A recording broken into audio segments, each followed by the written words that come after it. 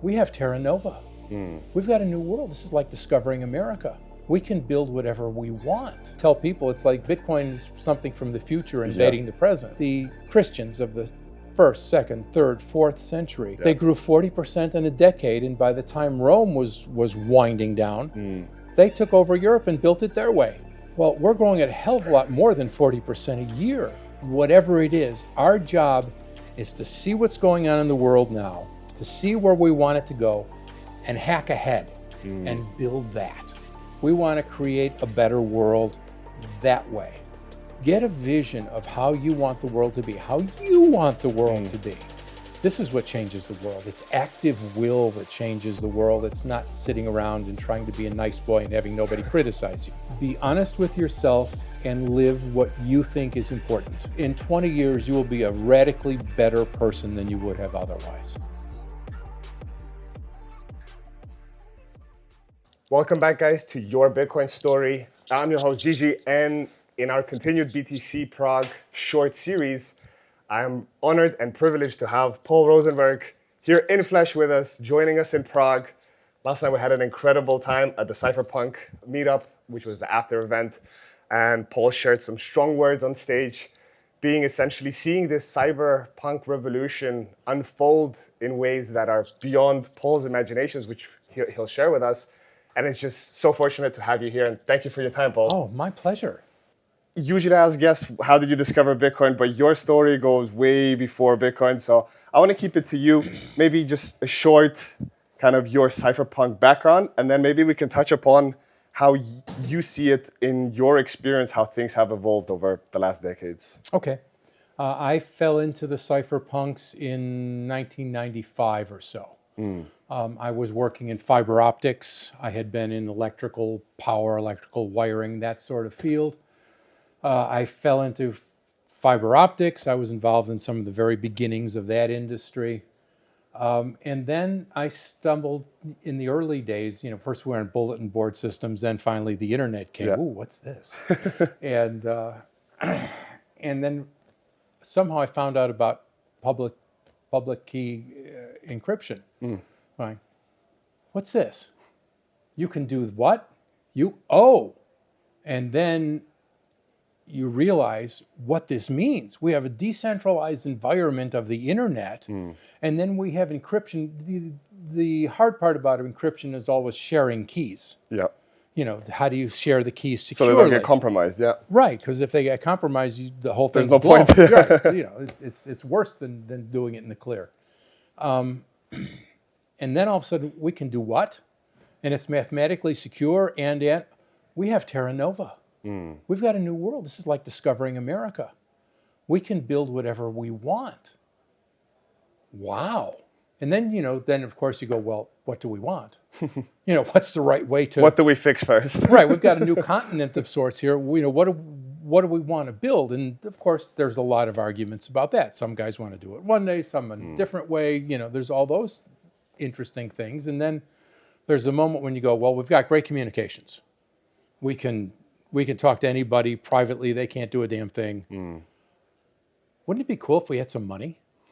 And, because we could send money to our friends and do business in our realm. Yeah. So that became the holy grail for us. And there were a lot of different systems, and there were a lot of projects, many of them excellent, some less. And then till finally Bitcoin came along. Now, for me, when Bitcoin came along, it was a non-event because I was busy running a special anonymity network. Nowadays, you'd call it a very, very good VPN. But it was an anonymity network where we had all kinds of technical stuff. We had servers in multiple jurisdictions and padded traffic and latency added and bouncing, all that kind of whiz-bang stuff. And so I was busy. It's hard to run a company. Yeah. So myself, my business partner, Jonathan, and I, we were busy with that. And somebody said, oh, they got this new thing. Well, yeah, what is it? It's an electronic currency. Really? Somebody did something like that? Good for them. What's it called? Bitcoin. Okay. Makes sense. But I was busy. Yeah. And so I didn't read the white paper for years. Wow. For years. I wrote a defense of Bitcoin in 2010, having never read anything about it and never knowing anything about it. But, our guys had built something important. And Wikipedia was giving them hell. They wouldn't let them list. They kept taking the page down. So I wrote a defense of Bitcoin that still exists on the internet somewhere. Well, whatever goes on the internet stays there forever, right? As they say. Right. It's still there somewhere. But I didn't. Any Bitcoin I had was just because somebody said, "Hey, Paul, can you pick up my bar tab for me? I owe them 50 donation. pounds. Can I send you some Bitcoin?" Yeah, sure. Because I wanted to support the cause. Of course. So it was like that. And then some years later, till I actually read the white paper and went, "What did that say? How?" Oh, one of those moments. When the light bulbs are like coming alight. Right. And it took it, even for a lot of people like me who had been involved in cryptography earlier, the first time you read about Bitcoin, it takes a while to sink in because it's not that it's so complicated, because it's really not. But it's fundamentally different to everything else. It was so different. Yeah. It's radically different. It is. It's I tell people it's like Bitcoin is something from the future invading the present. Yeah. Because we had other different kinds of electronic cash, and we had a great system that was trading gold electronically. Yeah, the e-cash, Xiaomi e-gold. Yeah, e-gold, not e-cash, e-gold. Which was wonderful. It had its problem. But it had a central point of failure, right? It had a central point of failure. But until the failure, it was fine. It was great, and it worked, and it was run honestly. And there were many different kinds of e-gold, similar ones, and there were other projects in between. We had them. We were doing good stuff, but they all had the central point of failure. Yeah. And then finally this thing came along, and when I finally understood it, this is a big deal. This is it. Yeah, this is it. And so, there have been all sorts of the Bitcoin inside fights and all kind. That's fine. That's part of life. We're humans, right? We can't just all get along magically. There needs to be some back and forth. Humans do that, and that's okay. But I walk around a show like this. Yeah. How did this happen? I did my part. Yeah. Other people did their part, but there weren't very many of us. And I look around and I go, how did we're walking down in the show There's today. 10,000 people below us, 2 floors below us, which is insane. It's insane. They came from all over the world. And there's some people my age, but there's mostly younger ones, and they get it. Yeah. They really know what they're dealing with and talking about. I talked last night, I read a lot of history. And I talked last night about the Christians of the 1st, 2nd, 3rd, 4th century. With a 40% in a decade scaling. Yeah. They grew 40% in a decade, and by the time Rome was winding down, they took over Europe and built it their way. Well, we're growing at a hell of a lot more than 40% a year. And as one historian puts it, he says the important thing of this changeover, whatever period he was talking about, is the new philosophers are now setting the terms of the debate. Ooh. And I'm going, oh, write that down. Save that quote. Write that down. Put it in the quotes file.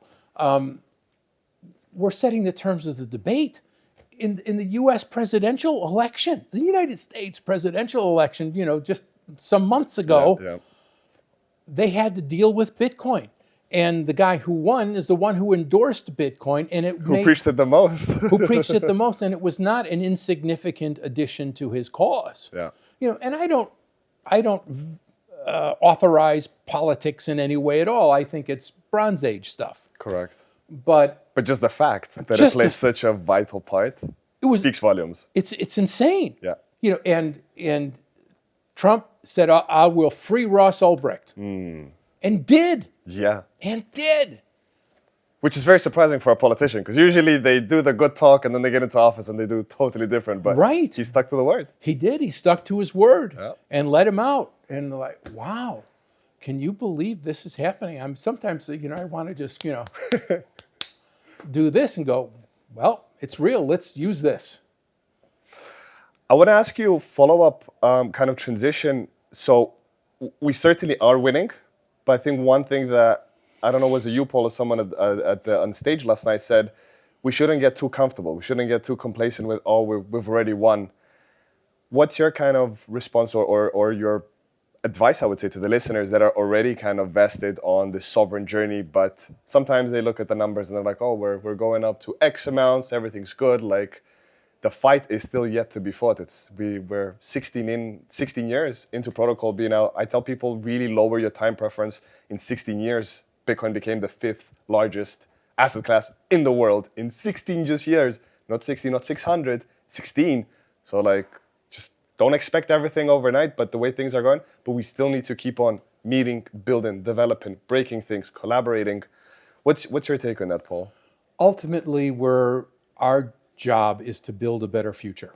That's really what we're doing. Yeah. And for those people who have skills, whether it's coding or designing systems or connecting people who will work in systems or using the systems, whatever it is, our job is to see what's going on in the world now, to see where we want it to go, and hack ahead and build that. We want to create a better world that way.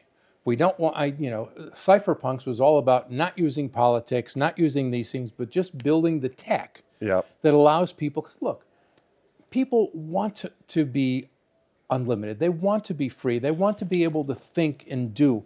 Yeah, some people are stuck in the system and they're damaged in some way and they're stuck there. But their kids want to move forward. Yep. And people want to do this. Humans are very creative and clever beings. And if you give them the opportunity, and if they can see that it's an actual opportunity to move forward, that's what makes the world livable. That's what makes the world better. And we have this amazing opportunity right now. So what we have to do is forget about the daily fights. Should it be number go up? Should it be this? Should it be whatever? Look where we are. Get a vision of how you want the world to be, how you want the world to be. And think about it. Read good books, read things, pay attention to good podcasts, read things, find out, see where Be curious. Yes. And see where you think the world should go. Build that. Encourage that. Use that. Whatever you can do in your life for that, do that. Because someday you're going to be old. And someday you're going to want to look back and you say, know what? When it mattered, I did that. I was, yeah. And it doesn't matter which part you think is the most important one. Do that, and you won't be sorry. Amazingly said, Paul. I'm also this belief. If you don't like how the world is, don't go out and protest and get thrown into a cell. You're not going to achieve nothing with that. If you don't like the system, unplug and build in the parallel system that we're building here. It's not. That's why earlier I listened to one of the debates on stage about corporate adoption of Bitcoin, but Francis from Bull Bitcoin said that essentially it's a regulatory body. We want to be totally separate. It's not like help them move it. No, they can do their own thing, but we're building something here that's untouchable. And that's what I tell people also with what you fantastically said, dip into where you want to be, not just what's the next step. Because the bigger guys, the system's always looking on the next step, but they're not looking leap years, 10 years ahead. None of the big shadow government could have imagined 10 years ago what we're doing now with Bitcoin and building this new decentralized world. And fantastic advice from you as well, Paul, was that go out and build those things that you want to see. I tell people the concept of time, personally to me, is an absolute illusion. The only time is the now. Because the past, it's done, and the future depends on what we do right now. Right. So if you want the future and tomorrow to change, act on it today, and act on it, as you said, what you would like to have instead of just what's a little bit better than someone else is building around you. Think outside the box, and this is what Bitcoin gives you. It, like a psychedelic, pulls you out of the body, gives you an overview of possibilities, and then it's down to you to nip down and focus on the things that you do best. Ultimately, what changes the world is faith. And I don't necessarily mean religious faith, although that certainly qualifies. But it is, you see something that doesn't yet exist, and you really understand it, and you look at it and you say, I believe in that. That's right. I want to build that. And that faith in what doesn't yet exist, that's what changes the world. Just go along and get along. You're just bobbing up and down in the waves. It doesn't do anything. When you have belief in something and you say, I want that, and if you want to call me bad names for doing that, fine. So it is. So it is, yeah. I'm going to build that because I believe that's right. This is what changes the world. It's active will that changes the world. It's not sitting around and trying to be a nice boy and having nobody criticize you. That's a road to nowhere. Yeah. But when you have faith in something, you create what doesn't yet exist. And that's what moves the world forward. It's interesting. In my native country of Serbia, we have this saying, faith dies last. Until the last moment, you have that faith that the world will get better. Oh, I've never heard that one. I like it. Yeah. So I guess now another aspect with Nostr, right? The decentralized, so with money kind of making decentralized the hardest money that we actually sovereignly own. And then data was the next part where, especially the young generations, they're so zoomed into this vortex of endless scroll, maybe TikTok, Twitters, Instagrams of the world. It's just not healthy. And they don't, that's first, but the second, you don't own anything there. When you sign up, the terms and conditions that you guys all scroll through and don't read, tell you own nothing. You are the product, hence why you don't have to pay a membership. Even in some cases, you have to pay a membership, but still, even for the free one, you are the product. Yeah, the advertising business, my past was in advertising business, so I know how it goes, and it's a very nasty world and not healthy in any way. It's just, once again, the fiat standard of printing money, paying out for some dubious clicks and ruining people's lives. And then Nostr comes in where the whole different, once you join Nostr, it's like going to a Zen garden, Like you go from a psychedelic, acid-infused festival, to like, would you like some green tea? No, I'm good, thank you. It's so fascinating, the difference, and the more important fact that you actually own the data that you put out there. And once again, going back to the key cryptography, as you told us in the beginning, the fact that you own that and that's it. Nobody can take it down. Well, a client can take you down, but then you just, with your npub, go to a different client, boom, and you have everything. All your followers, all the people you're following, all your messages. It's fantastic. And it's 3.5 years since Nostr protocol came out, and it's already how many apps? Even here, some of the booths are Nostr apps. Oh, yeah. What's your reflection on that, I think Paul? it's wonderful. I think it's wonderful. The world, social media, regular advertising, everything, it's so out of bounds and so crazy. I have a saying that I like nowadays.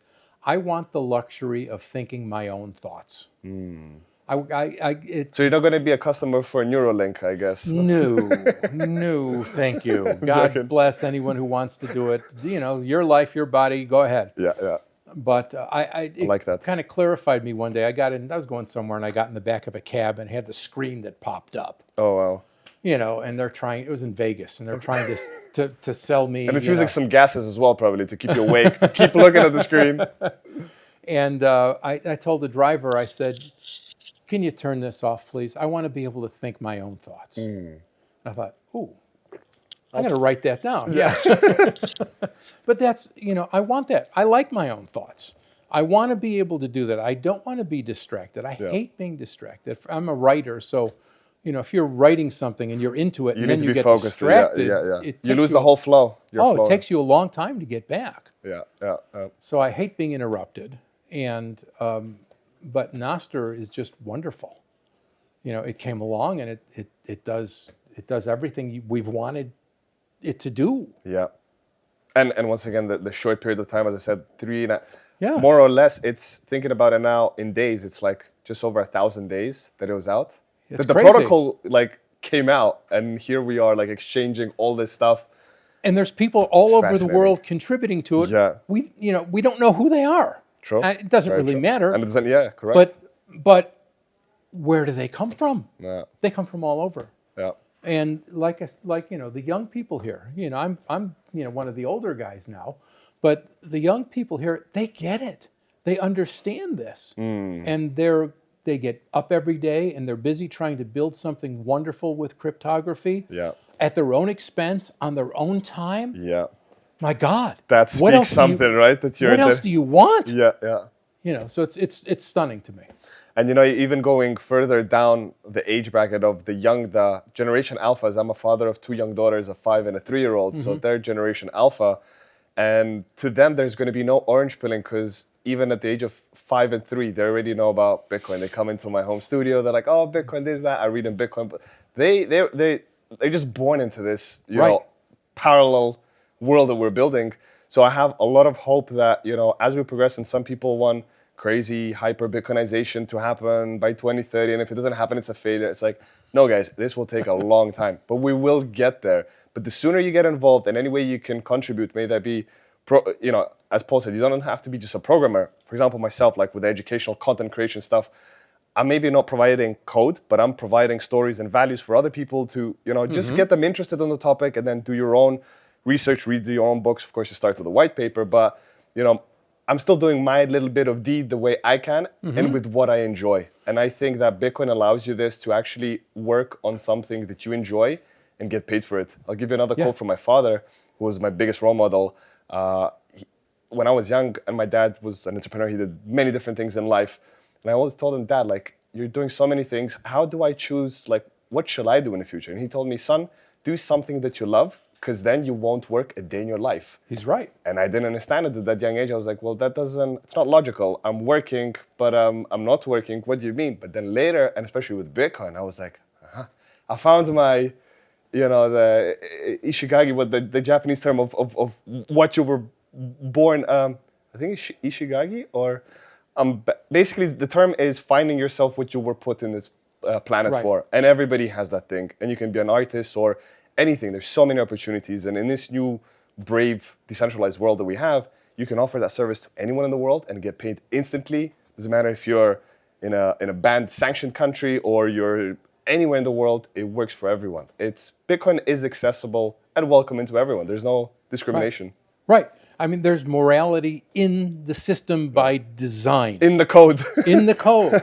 It's immutable money. It's built the right way for the right reasons. It's an infrastructure suited to honest living. I guess, Paul, I don't want to take too much of your time, because Paul's going to be on the stage with Max Hillerbrand, our good friend, shortly. So we want to be conscious of the time. Maybe some kind of, to leave our audience with some words of wisdom, like you finished yesterday on stage. Anything you kind of want to pass on to the current, past, and future generations that are listening to this and will listen in decades to come, because we're going to put this on Nostr as well. So this will live forever. Even if YouTube deplatforms me and all these guys, we have our own protocol that doesn't deplatform. Right. Really what I say is be honest with yourself and live what you think is important. You're going to be wrong sometimes. And you know what? That's not only okay, it's necessary. Yeah. Because when you're making your own decisions and when they're wrong, you learn what parts of you produce something that was incorrect, and you can fix them. If you're always going by what they say and what other people do, and you never improve yourself. Yeah.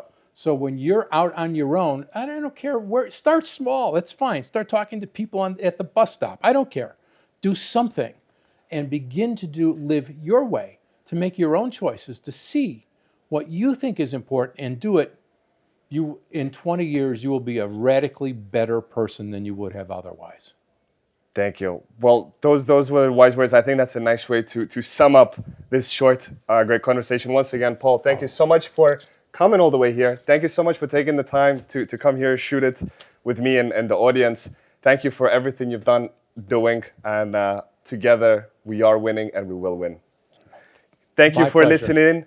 We hope you got some good insights, inspirations. Feel free, where can we send people? And maybe, I didn't even mention in the introduction, but Paul is an author. Maybe you could do a shout out to your books. And I think you have a podcast as well of your own, or you've been on some podcasts. Kind of, yeah. I've done a lot of. Anywhere you want to send people? Freemansperspective.com, the way it sounds. You'll find a bunch of stuff there. I've written a bunch of novels. The one that are just coming out in print again and in Spanish is called A Lodging of Wayfaring Men. It's kind of a cypherpunk novel. And there's others. You'll find all the stuff you need at freemansperspective.com.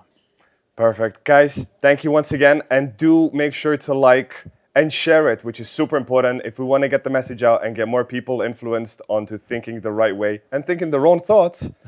Share this episode, and we'll see you in another one. Thank you.